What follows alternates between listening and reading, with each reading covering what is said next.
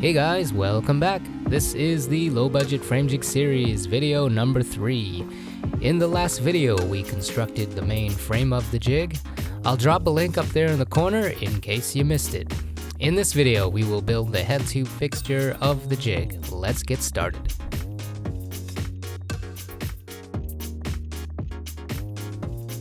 The first thing I did was seal the main frame with Minwax wipe-on poly. I think any polyurethane will do the job. Brush on, wipe on, whatever your preference. I just chose this because it was pretty convenient.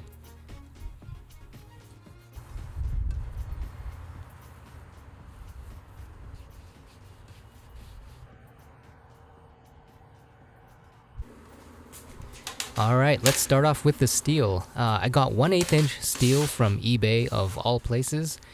After searching around, it actually ended up being the cheapest option. But not to my surprise, the steel was not flat. So I used a little handiwork and got them all sorted out. For my guides, I created PDF templates with 1-to-1 dimensions. Someone in the comments suggested I use metric instead of imperial, and I thought that was very wise. So I made my design compatible for the rest of the world who uses the metric system of measurement.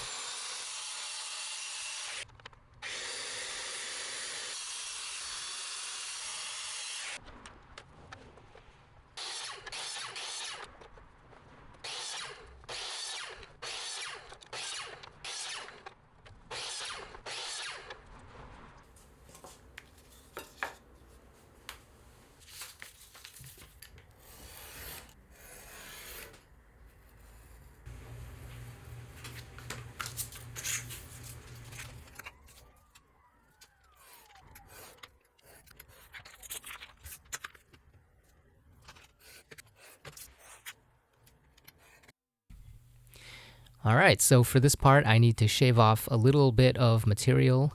Here's the 3D model that shows the notched area, and that is where the metal tab sits. And to shave off that material, I will use the circular saw, and I'm using a piece of steel, the 1/8 inch steel, to measure the depth.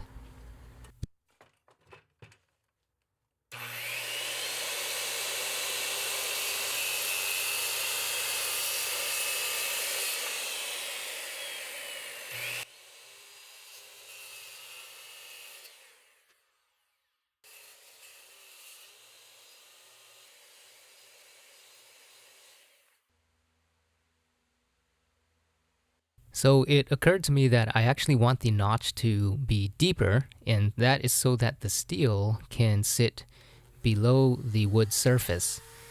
That's important because if the steel is higher, then that will misalign the two plates that go on the outer sides of this fixture. So I got out the router and made my final cuts. And if you have a router, I suggest just using one of these. I use my circular saw because not everyone has a router, and I just wanted to show you guys how that process works. But if you got a router, you'll find that it's way easier to use this tool. So what I ended up doing is shaving off a little more, roughly 1.5 millimeters, so that you want this steel to sit about 1.5 millimeters below the surface.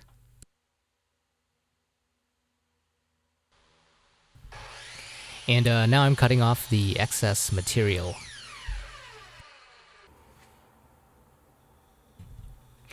Okay, pieces are all cut and ready to be glued.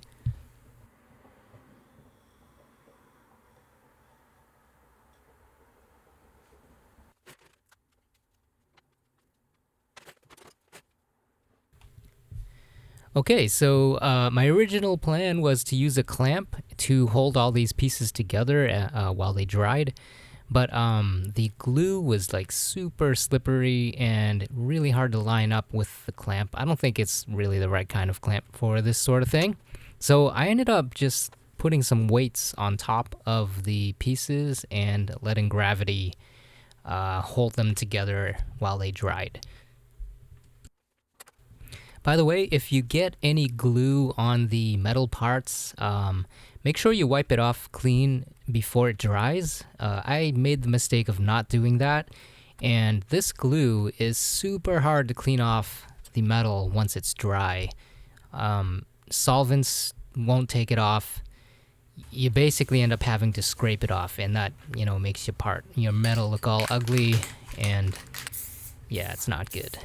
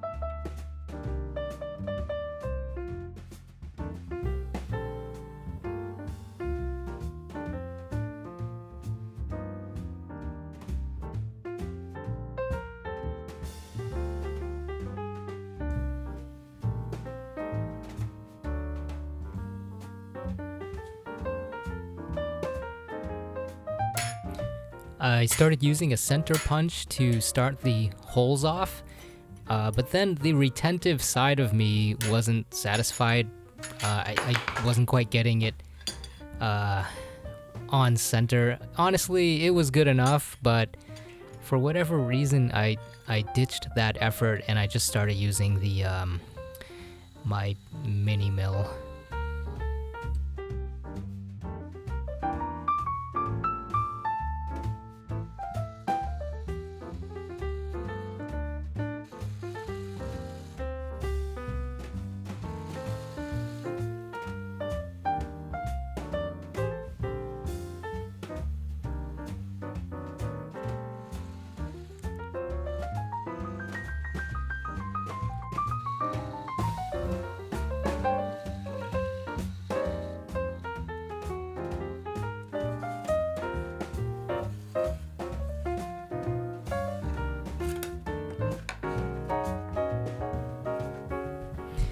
Okay, so here I am clamping the plate onto this wooden fixture thing that I built. And I then realized that what I should be doing is clamping both plates together so that when I drill the holes, they are aligned perfectly with each other.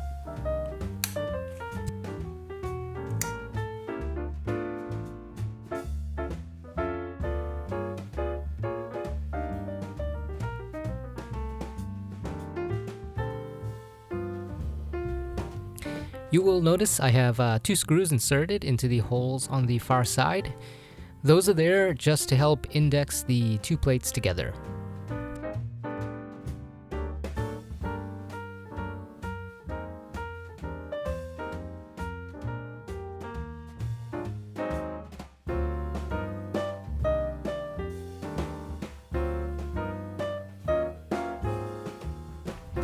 And now I've moved the screws to another side. I'm tightening the nuts onto that side again, so there is no chance that these plates will misalign.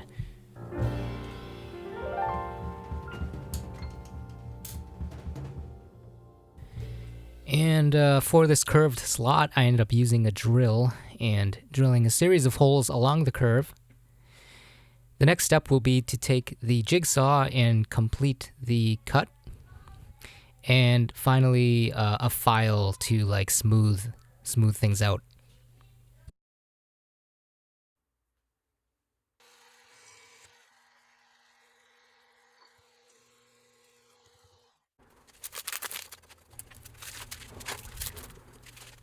And this was a close one. I almost countersunk the wrong side.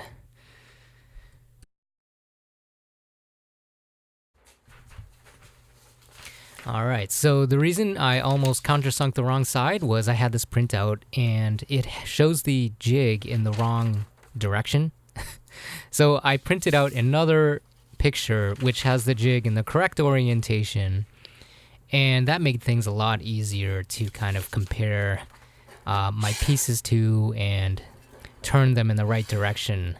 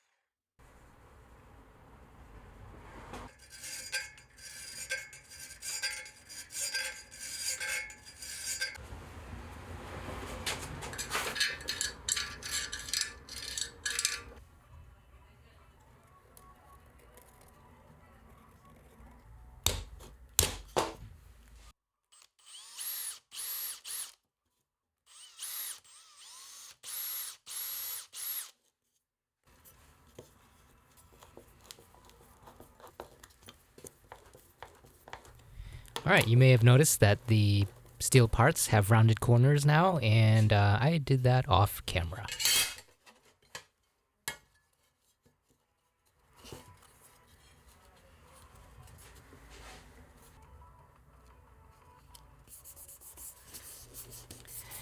And I'd like to take this opportunity to stress how important it is to use a drill press when drilling these holes.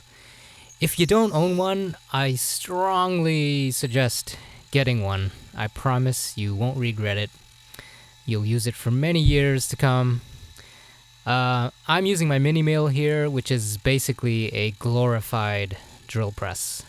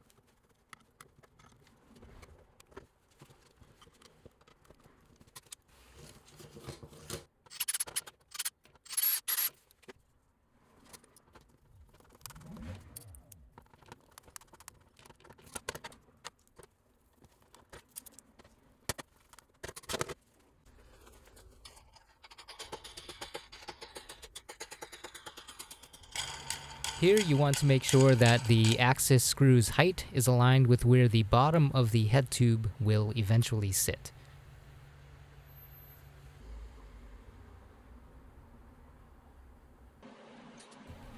Okay, so I decided to tack weld a nut to one side of each of these threaded rods.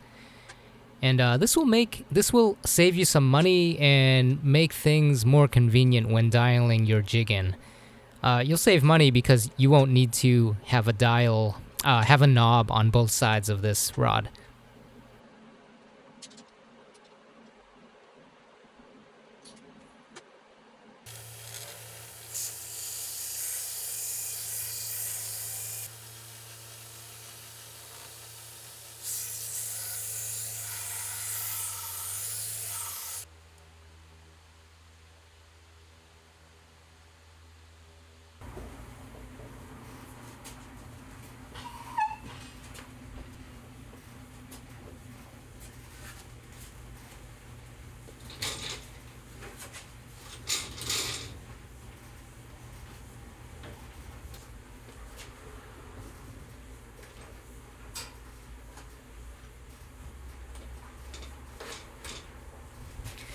And here it is on the jig.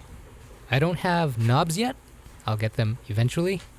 If you're on a tight budget, they're not necessary, but they will make your life a lot easier, and they'll look really nice.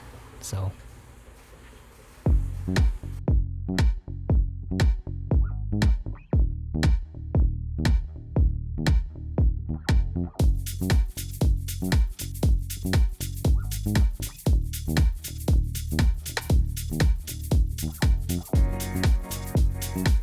Okay, let's add up our costs. We have birch plywood and glue coming in at $77, wipe-on polyurethane, $19, 1/4 20 threaded rod, $26, 1/4 20 hex nuts, $12, 1/2 20 threaded rod, $5, 1/2 20 hex nuts, $3, spray adhesive, $10, A36 steel, $66, and our total so far comes out to $218.